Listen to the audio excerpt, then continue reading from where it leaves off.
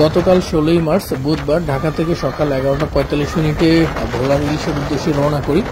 চাঁদপুরের কাছাকাছি আসা মাত্রই কালবৈশাখী ঝড়ের কবলে পড়তে হয়।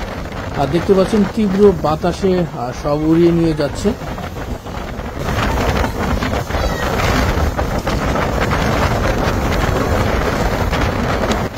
নদীতে প্রচন্ড বাতাস হয়, কিন্তু তেমন একটা বৃষ্টি হয় না। প্রচন্ড বাতাসে হঠাৎ করেই নদীতে ঢেউয়ের পরিমাণ বেড়ে গেছে। দেখতে পাচ্ছেন ছুটে চলেছে ছোট ছোট বালখিটগুলো।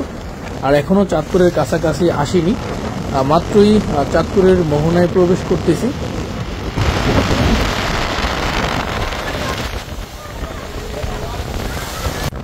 চলছে বৈশাখ মাস। এই সময় নদীপথে যারা ভ্রমণ করবেন একটু সাবধানতা অবলম্বন করবেন, কারণ যে কোনো মুহূর্তে কালবৈশাখী ঝড়ের সৃষ্টি হয়।